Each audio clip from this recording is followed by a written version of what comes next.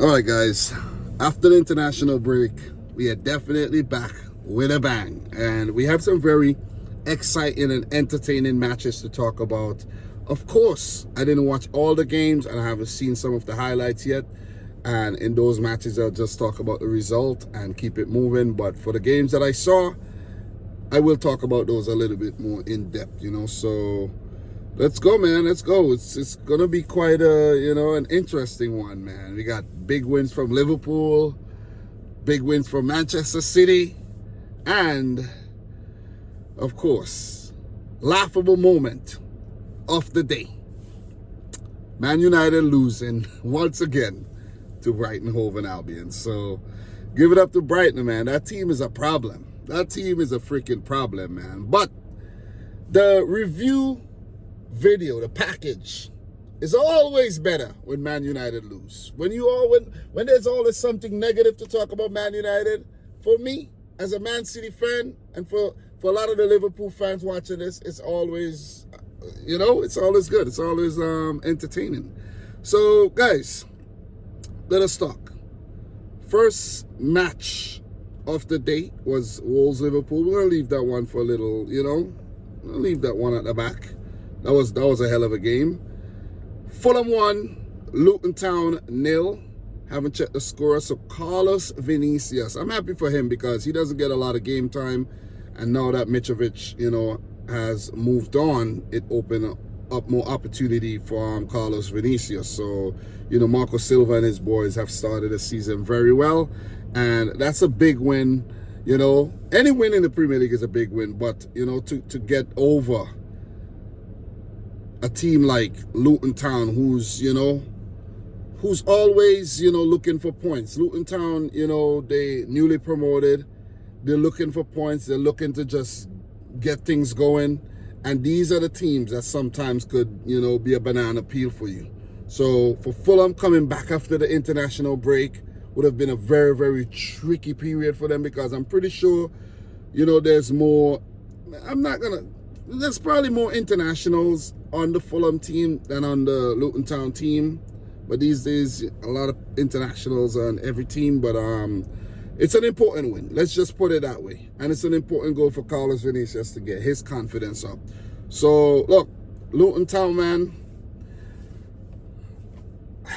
Guys, I think this team is going down. Without a doubt. Without any doubt, I think this team is going down. So, don't need to elaborate too much on them. I don't think they did enough in the transfer window.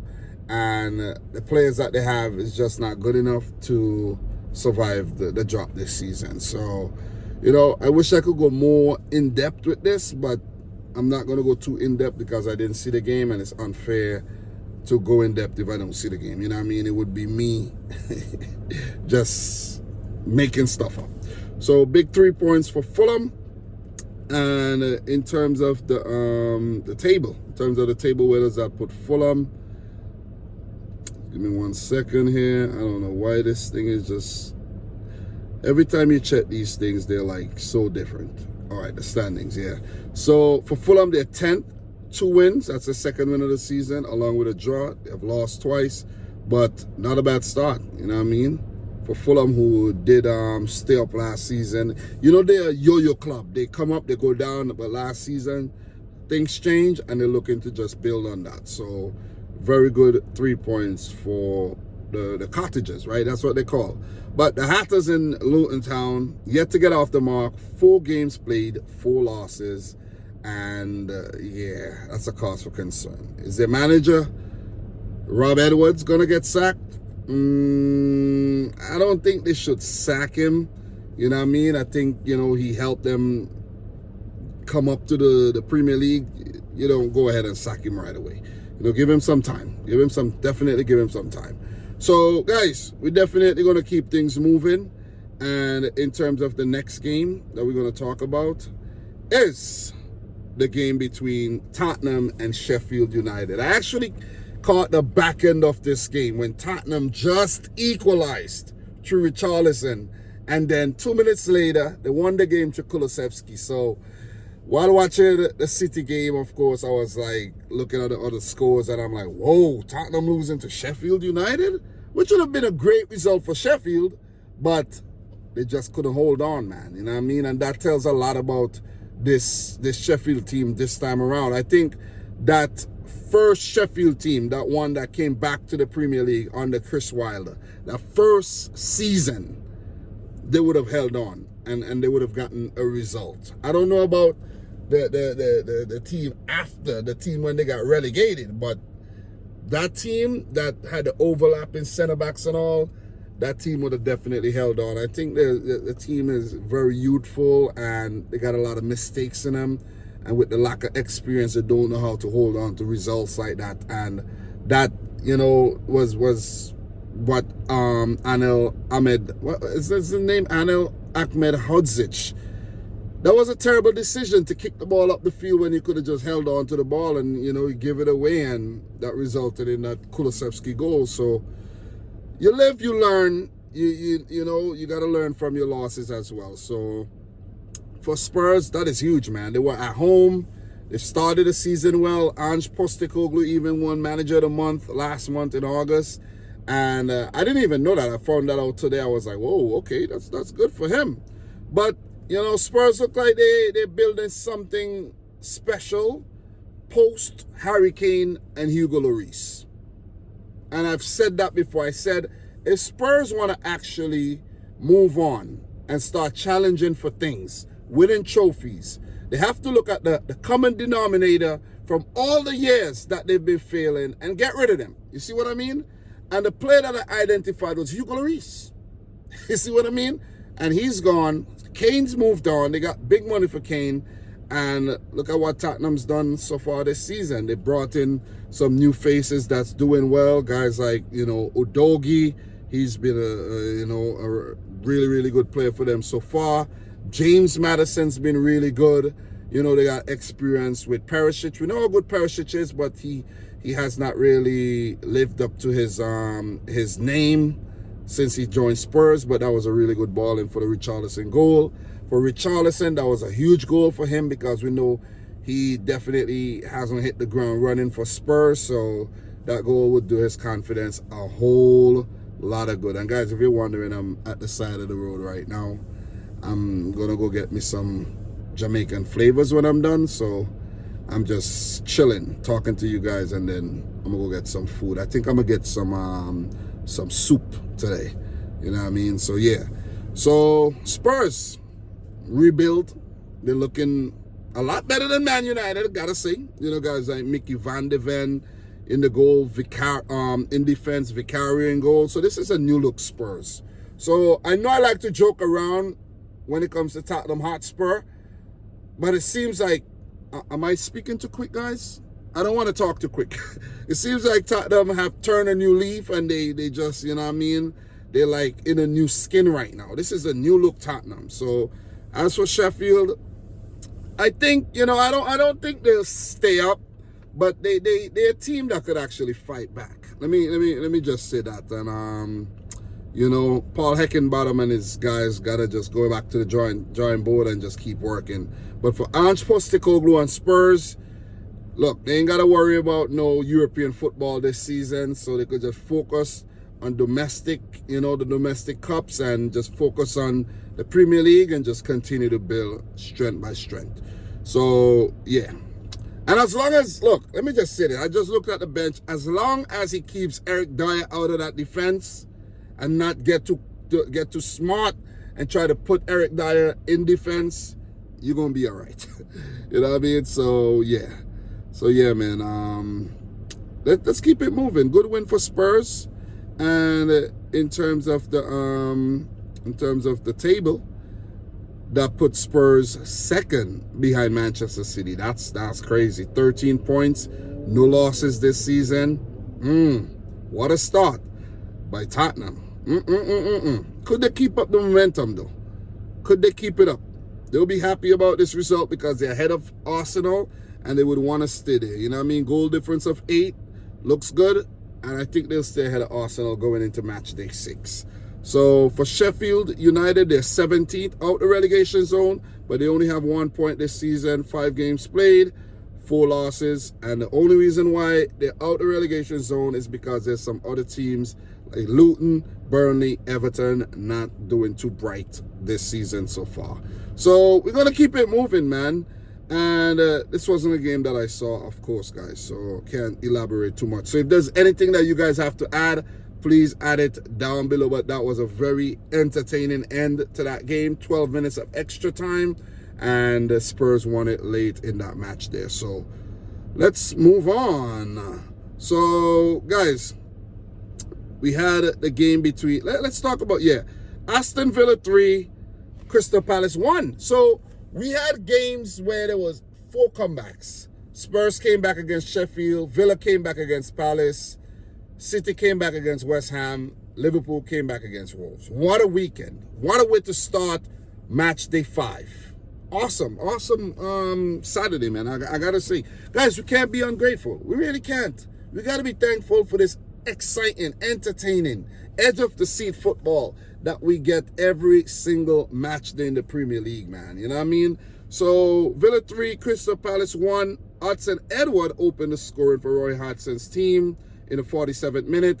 And it's like Crystal Palace just had a late meltdown.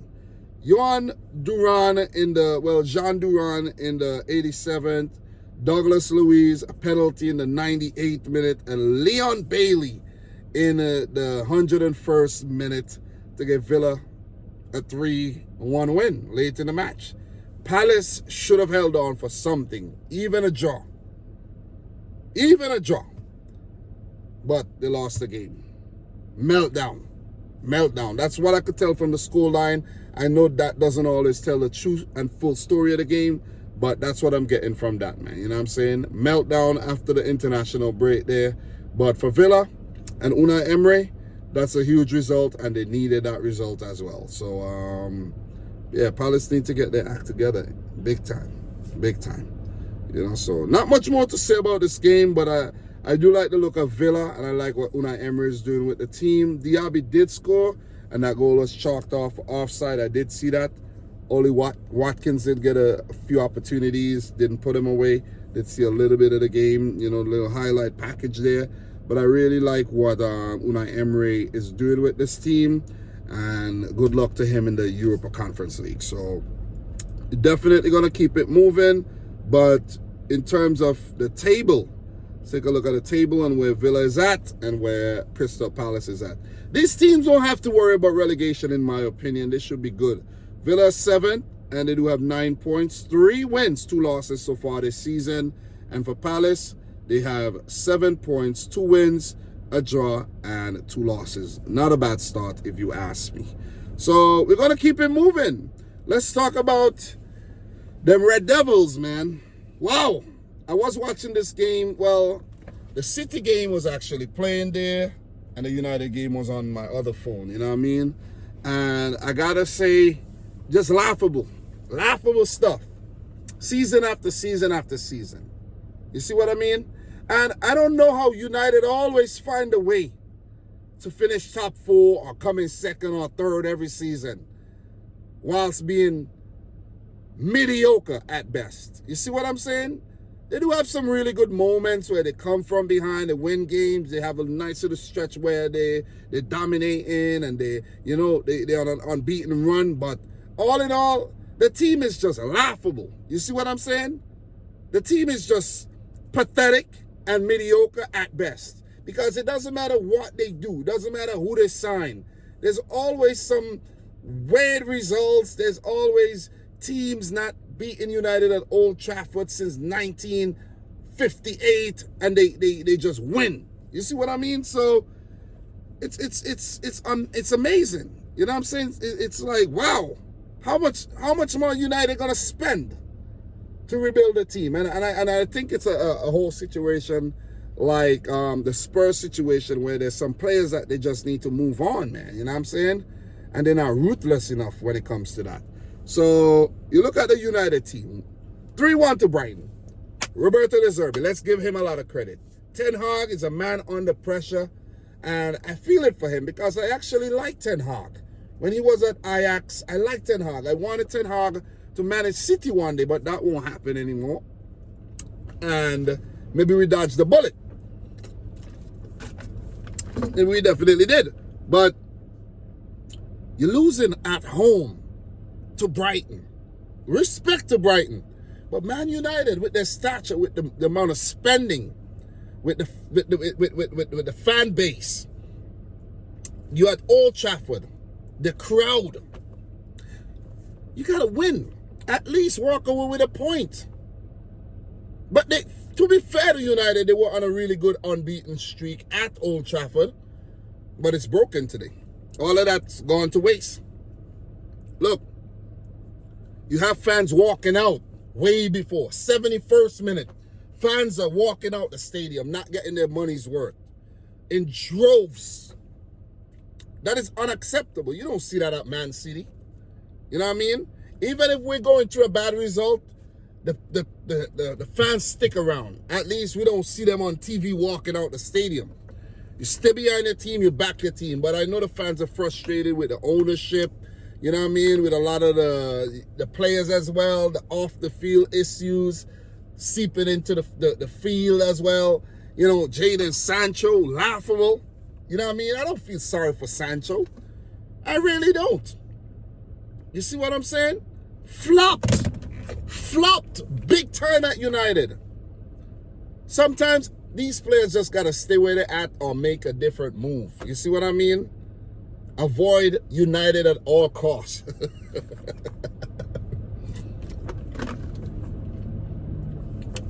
Danny Welbeck, former United player, even celebrated, disrespected United. He has no well, let me put it this way. He has no respect for United. Bam! Scored, celebrated, really good. Dummy by Adam Lallana, bang, in the back of the net. I feel bad for Onana. I feel really bad for Onana. He's just diving all over the place and he's just sprawling all over the place. That's Onana. Highlight package of Onana, just sprawling all over the place, man. He did make a few good saves, to be fair to him. It could have been a worse scoreline. Ansu Fati came off the bench and could have scored a hat-trick maybe. You know, so give it up to Brighton. Pascal Gross, really good goal in the 53rd minute. Really good play, man. Brighton were just getting behind time and time again. Mitoma, oh man, he could have scored as well. You know, Tariq Lamptey with the pace. João Pedro came off the bench, did his thing. This Brighton team and the recruitment is just simply amazing. And I'm not going to forget. I am not going to forget to mention this player's name. I want to get his name right. Adingra. Oh, man, he tormented United on the day.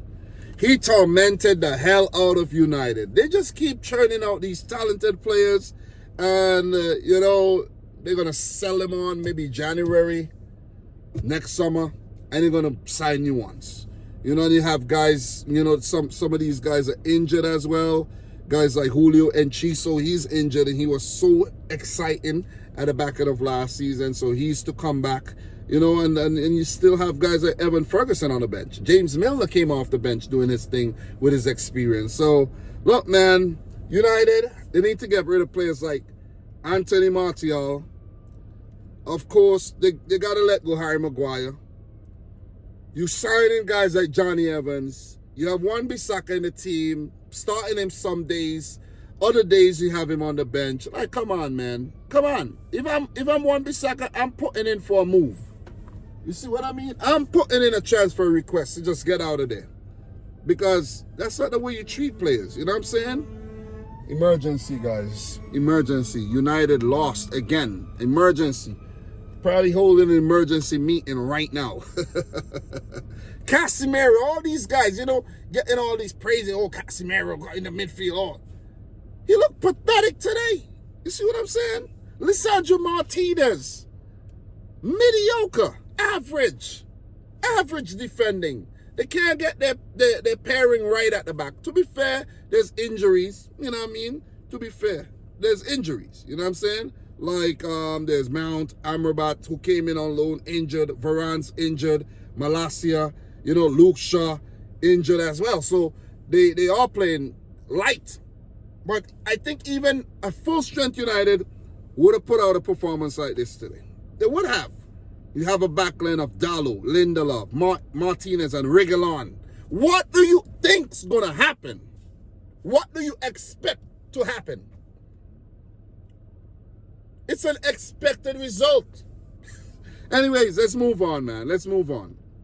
Big win for Brighton, man. Give it up to them. Kudos to Brighton. They're doing well. They'll be playing European football as well, so give it up to them, man. Let's move on. I still do have 2 matches to talk about, and I don't have, I used up a lot of time already, so yeah. So in terms of the standings, man, United are 12th. 3 losses already this season. 3. Like, come on. 5 matches, you already lost 3 times? I think that's a record. I don't think that's ever happened, if I'm not mistaken. For Brighton, they're 4th. Once again, another season, Brighton are in the top 4 in the first 5 games. 1 loss, 4 wins. Give it up to Brighton, man. The Seagulls are flying through any weather. You see what I mean? So we move on. Let's talk about this game. Let's talk about West Ham 1, Manchester City 3. I'm not gonna stay forever talking about this game. You know what I mean? I'm gonna run through this one. I'm not gonna spend forever really talking about this. But in terms of the lineup, City with Doku, Alvarez, Foden, Haaland up top, Rodri, Bernardo in the midfield, Vardiol, Diaz, Akanji, Walker, Edison. What I'm getting from this lineup is that Pep feels like he could do whatever he wants. Pep is like playing literally anybody. Pep's playing anybody. And that's how good the team is. Pep's playing anybody, playing who he feels like, and that's why sometimes you see when he plays Rico Lewis, soon I won't be surprised if he's deploying Oscar Bob over on the right wings. You see what I mean? Sergio Gomez came off the bench. He's been looking good with his cameos.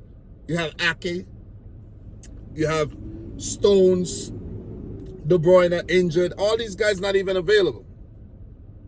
And look at the kind of performances that the team is putting out. This is simply unbelievable.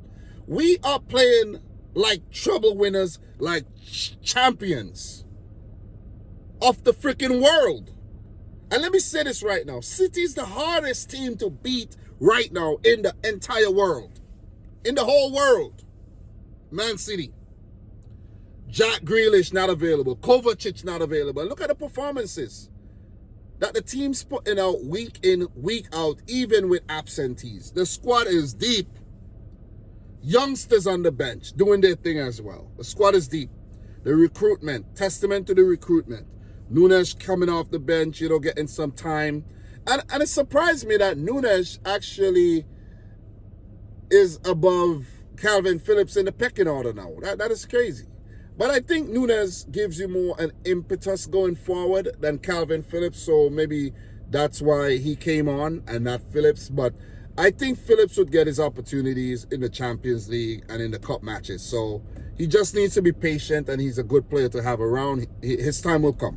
It's taken a little longer, but his time will come. We are building strength by strength, match by match, and we need everybody in the squad. We don't need no sourpuss players in the squad that's going to be crying and begging for game time. We don't need that. Anytime you come with that, we're going to João Cancelo you. You're out. None of that. None of that. Kyle Walker signing a new contract. Kyle Walker looks like a new player. Kyle Walker looks like a new player. He's all over the place. Defense, attack, midfield, linking up play. He's everywhere. It's amazing. Guys, we should have beat West Ham more comfortably. Seriously. 3-1. We had to fight. Kudos to West Ham. To West Ham there. James Ward-Prowse with the goal. Very good goal. But, Doku is going to learn from these instances. You know what I mean? Can't lose the ball that easily. You're going to get punished. And that we did. We got punished. Kudos to Kufal. Kudos to Bowen with the link-up play. And we did not defend it that well. We did not stay close and tight enough to Ward-Prowse. Good goal.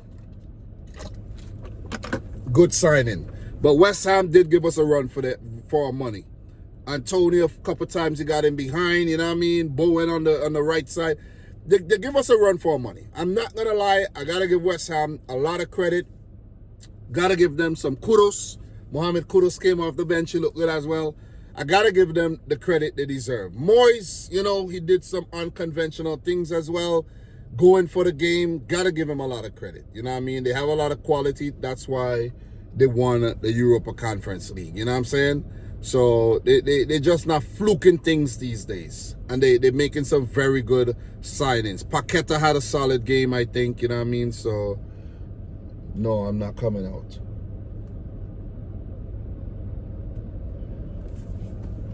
Huh? Yeah, I'm good. I'm not moving right now either. Yeah, all right. Yeah, so crazy, right? Yeah, so yeah, West Ham, they did put in a very, very good effort. But when we conceded, and these days when we concede, guys, I don't even panic. The kind of comeback ability and the way we've been bouncing back in games is just unbelievable. I don't even panic. I don't panic, guys. But I have to admit, though, when it was 1-1, I was biting my fingernails just a little bit. I don't know if you could see, like, my pinky finger. Not pinky ring, but the pinky finger. I was, like, biting it a little bit. You know, so, yeah, I did get a little nervous there. But Haaland, so many chances. He got to put them away. But you got to be fair to Areola. He did pull off some good saves. And, you know, some of the defenders did put Haaland off a bit. But he should have scored. He should have scored more than one goal. But Jeremy Doku, man. Jeremy Doku was the man of the match. What a signing. Razzle dazzle. Wow.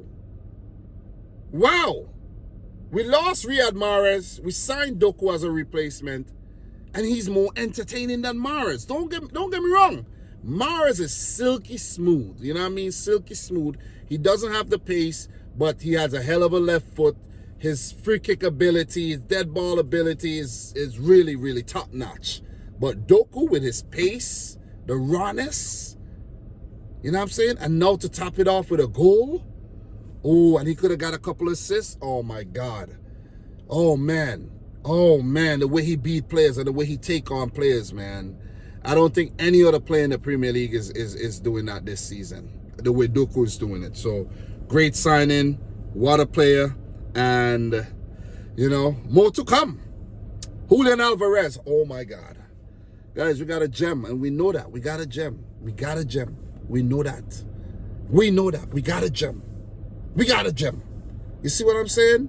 That was Alvarez for the Bernardo scoop setup, right? Oh, listen, man. Listen, we got a gem.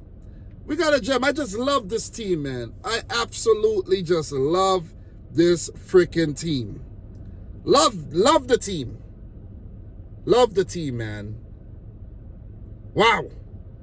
But Bernardo Silva with that goal, goddamn. But look, credit to City for scoring immediately after halftime. Bam! First minute after in the second half. Bam! In the back of the net there. Brilliant. But when we got the second, you know, we threatened, bam, bam, bam, too many chances to count. I just love the way we put the pressure on West Ham. And Haaland with a few chances. Areola with some saves, you know, spectacular chances from Haaland, man. You know, but Areola just kept him out every time. Bernardo Silva to Haaland. That goal to just put the game to bed. Sublime. Sublime. Lost for words, man. Lost for words. What a team. What a team. And the players are just stepping up in the absence of De Bruyne. Players like John Stones, Grealish. Doesn't matter. It doesn't matter who's out right now. Edison with the big left-handed save, man. Give it up to Edison. And if Edison is out, I know, you know, what's his name there? What's his name? Ortega would step up to the plate. We just have a solid team. If Pep is not there, welcome back, Pep. You know, Juan Malillo would step in and do his thing. What a team. What a team. Wow. I'm amazed. I'm amazed. I'm amazed. The comeback, not surprising, but I'm still amazed. Top of the league, 5 games, 5 wins, growing in strength, Champions League coming up to defend that title. And, you know, guys, I could go on and on and on. I'm happy with what every player did. You know, big up to Akanji, Vardial, Ruben Diaz, Kyle Walker. These guys were massive, man. Rodri, man. Rodri's my boy, man. Big up to Rodri. You know what I mean? And it's nice to see Oscar Bob getting some game time. Sergio Alvarez getting some game time as well. Mateus Nunes on his debut. You know, Oscar Bob getting the game time. But I want to see more Calvin Phillips, though. I'm an advocate for Phillips, though. But big win. City on top of the league, of course. With perfect start. Guys, I know it's ridiculous. Could City go invincible this season? That'll be the next challenge. Haven't gone invincible. And winning a lot of titles, got to go invincible. Erling Haaland with 7 goals, guys, in 5 games. That's amazing. That's amazing. You see what I mean? So give it up to Erling Haaland, man. 5 games, 7 goals. Seems like he's going to repeat what he did last season. As for West Ham, they're 10 points. That's their first loss of the season. Not a bad team to lose to. And the Hammers, you know, going to be in the Europa League. So all the best to them this season. Guys, the last game. Wolves 1, Liverpool 3. I feel for Wolves. I feel for Wolves, man. Because they've been playing some good football this season. Lost a few key players. A lot of key players. Neves, Moutinho. They lost Raul Jimenez. They lost Adama Traore.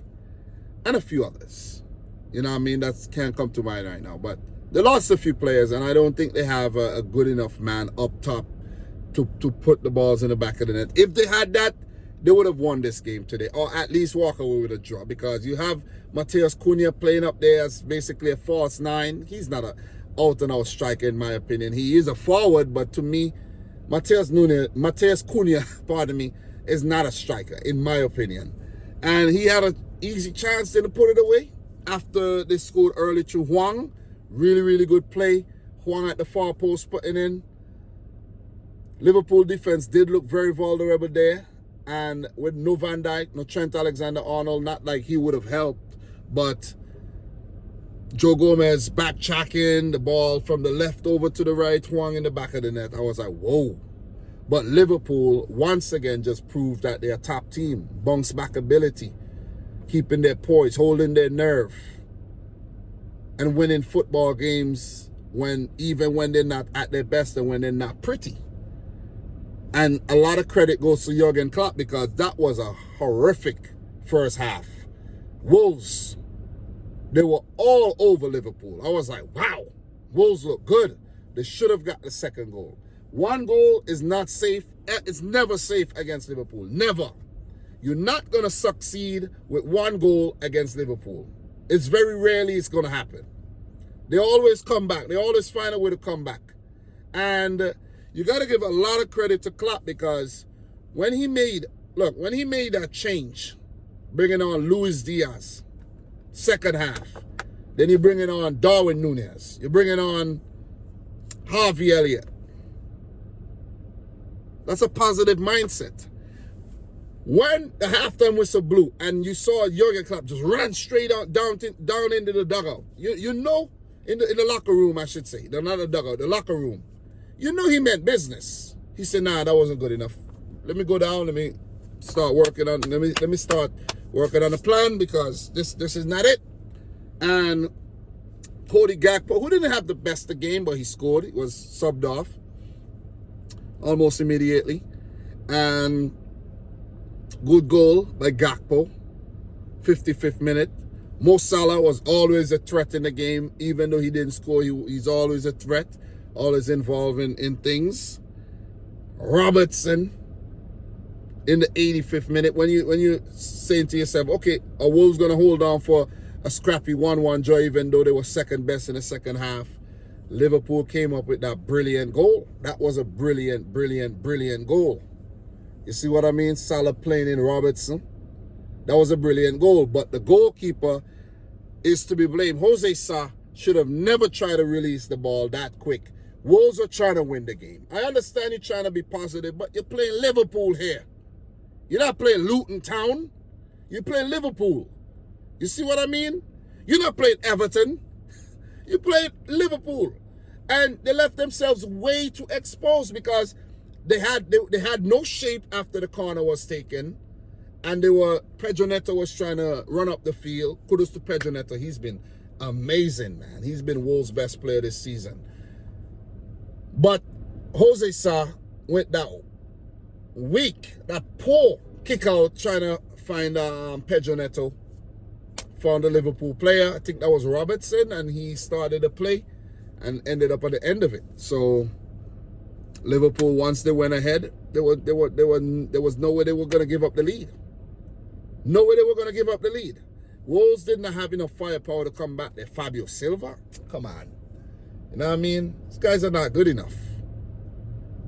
These guys are not good enough, man. You know what I mean? They made a few substitutions. They were trying to be positive. But I have to say, you know what I mean?